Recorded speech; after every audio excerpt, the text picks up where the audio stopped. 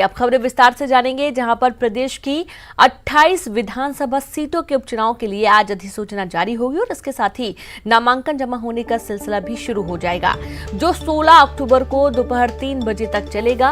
अधिसूचना जिला स्तर से जारी होगी। कोरोना संक्रमण की स्थिति को देखते हुए नामांकन पत्र और शपथ पत्र ऑनलाइन भी जमा किए जा सकते हैं और इसकी प्रति व्यक्तिगत रूप से जमा करना होगा। नामांकन पत्र की जांच 17 अक्टूबर को होगी। 19 अक्टूबर को दोपहर 3 बजे तक नामांकन वापस लिए जाएंगे।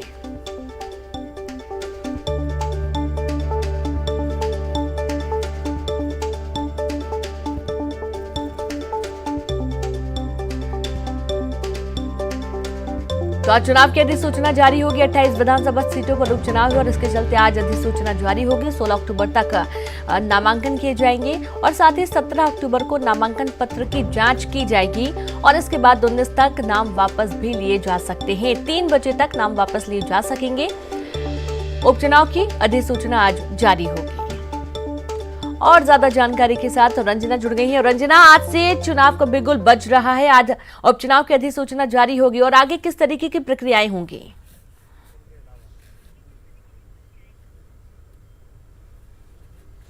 जी रेनू, बिल्कुल 28 विधानसभा सीटों पर उम्मीदवारों की घोषणा के साथ ही अब जो उम्मीदवार हैं वो भी पूरी तरह से तैयार हो गए हैं, क्योंकि 3 नवंबर को मतदान होना है, उनके भाग्य का फैसला होगा। लेकिन उससे पहले जो अधिसूचना आज जारी होगी और उसके साथ ही जो 28 विधानसभा सीटों पर जो कैंडिडेट हैं वो आज से अपनी उम्मीदवारी को लेकर जो नामांकन है, नामांकन फॉर्म आज से जमा करेंगे। यानी कि वो जो जितने भी 28 सीटों पर कैंडिडेट है वो शुभ मुहूर्त देखेंगे और उसके बाद अब आज से नामांकन फॉर्म जमा करेंगे। लेकिन कोरोना संक्रमण के चलते इस बार ये सुविधा जरूर दी गई है कि वो नामांकन फॉर्म जमा करने के लिए खुद नहीं पहुंचेंगे, बल्कि अगर वो नहीं आ सकते हैं तो ऑनलाइन नामांकन जो फॉर्म है वो भी जमा कर सकते हैं। हालांकि इस बार एक ये भी कोरोना संक्रमण के चलते इस बार चुनाव आयोग ने जो ये भी कहा है कि ज्यादा संख्या में लोग नामांकन फॉर्म जमा करने के लिए कैंडिडेट के साथ नहीं पहुंचे। यानी पहले जहां संख्या 100 से 150 के पार हुआ करती थी, यानी लोग लाव लश्कर के साथ जो उम्मीदवार है अपने कार्यकर्ताओं का जमावड़ा लेकर नामांकन फॉर्म भरने के लिए पहुंचते थे, वहीं अब सिर्फ और सिर्फ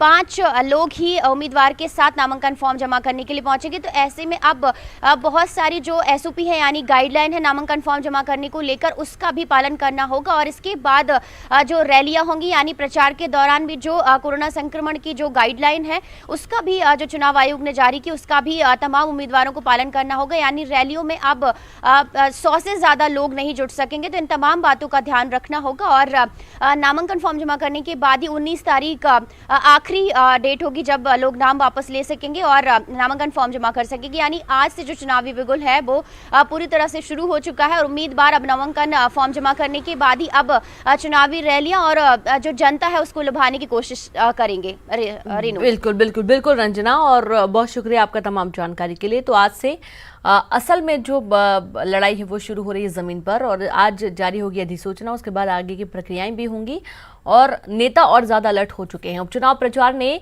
जोर भी पकड़ लिया है। सीएम आज 3 विधानसभा क्षेत्रों का दौरा करेंगे।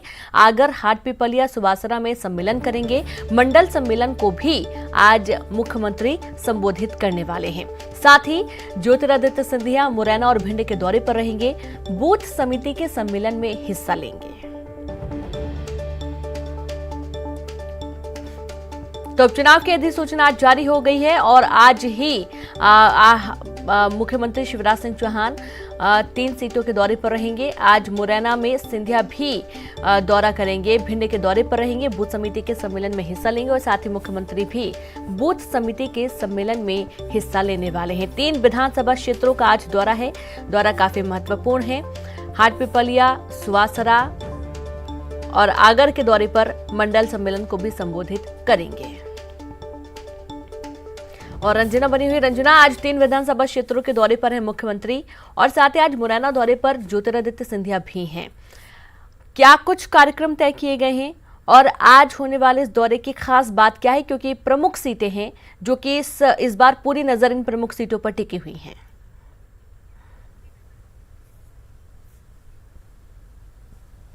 जी रेनू, बिल्कुल उपचुनाव को लेकर अब जो ग्वालियर चंबल संभाग की जो सीटें हैं वो बेहद महत्वपूर्ण हैं, लेकिन मुख्यमंत्री शिवराज सिंह चौहान और ज्योतिरादित्य सिंधिया जो अगर एक तरह से कहें कि स्टार प्रचारक भी हैं और एक तरह से जनता को आकर्षित करने के लिए ये जो सबसे बड़ा फैक्टर है यही कहे जा रहे हैं। और यही वजह है कि अब जो मुख्यमंत्री शिवराज सिंह चौहान है और ज्योतिरादित्य सिंधिया है वो तमाम सीटों पर ग्वालियर चंबल संभाग की जो सीटें उस पर सबसे ज्यादा इनका फोकस है, और जो 28 विधानसभा सीटें उन पर भी इनका कार्यक्रम बना हुआ है, जहां पर वो कैंडिडेट के पक्ष में प्रचार प्रसार करेंगे और जनता को बताएंगे कि आखिर उनका रोड मैप क्या है, उनका विजन क्या है और किस तरह से वो भारतीय जनता पार्टी के पक्ष में वोट करें। क्योंकि ज्योतिरादित्य सिंधिया के सामने अभी फिलहाल सबसे बड़ी चुनौती ये है क्योंकि वो सबसे बड़ा चेहरा है जो कि दल बदल कर कांग्रेस पार्टी छोड़कर भारतीय जनता पार्टी में आए। ऐसे में उनकी साख दाव पर भी है क्योंकि ग्वालियर चंबल संभाग की 16 सीटें उनको ही उनके ऊपर पूरा दारोमदार है कि किस तरह से कितनी सीटें हैं जो कि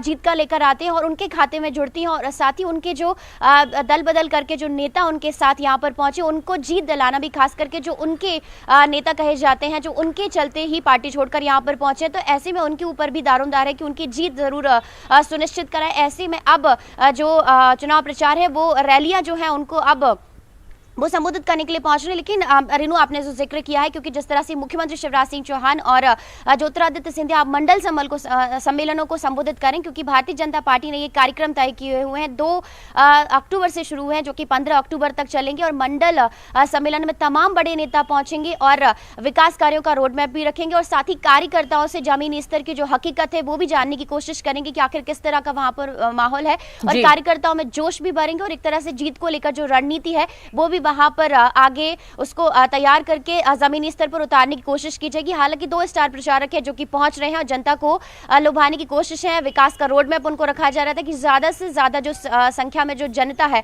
उनका जो वोट है वो भारतीय जनता पार्टी के खाते में पहुंचे, क्योंकि अगर ज्योतिरादित्य सिंधिया की बात करी जाए रेनू, तो मेन इलेक्शन की बात करी जाए तो ये जो स्थितियां हैं पूरी तरह से अलग थी, यानी वो कांग्रेस पार्टी को लेकर वोट देने की अपील कर रहे थे, लेकिन अब पूरी तरह से परिस्थितियां बदली हुई हैं। अब वो अपने ही कैंडिडेट के लिए वोट जरूर मांग रहे हैं, लेकिन पार्टी और चेहरा दोनों बदल गए हैं। बिल्कुल बिल्कुल, बहुत शुक्रिया आपका रंजना तमाम जानकारी के लिए। तो पार्टी और चेहरा जरूर बदल गए हैं लेकिन जज्बा जीत का ही बरकरार है। ब्यावरा से रामचंद्र दांगे को टिकट मिला है। कांग्रेस ने ब्यावरा से उम्मीदवार बनाया है। ब्यावरा सीट जो कि होल्ड की गई थी और अभी तक इसमें उम्मीदवार घोषित नहीं किया गया था। काफी मंथन के बाद ब्यावरा सीट से उम्मीदवार घोषित किया गया।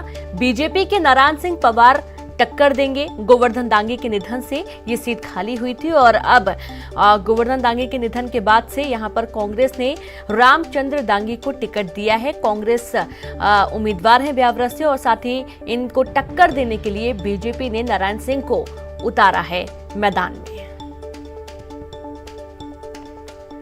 तो गोवर्धन दांगे के निधन के बाद से ये सीट खाली हुई थी और इसके बाद रामचंद्र दांगे को यहां से टिकट दिया गया और इनके टक्कर में बीजेपी ने नारायण सिंह को उतारा है चुनावी मैदान में। सीट बहुत अहम है, हालांकि यहां पर निधन के बाद से ये सीट खाली हुई थी, लेकिन जिस तरीके से बीजेपी पूरी जोर आजमाइश कर रही है 28 की 28 सीटें जीतने के लिए, तो कांग्रेस भी कोई मौका नहीं छोड़ना चाहती है। और अब ब्यावरा में कांग्रेस प्रत्याशियों के ऐलान के बाद से उपचुनाव में बीजेपी के नारायण सिंह पवार और रामचंद्र दांगे के बीच मुकाबला होगा और ये मुकाबला बहुत ही जबरदस्त होने वाला है।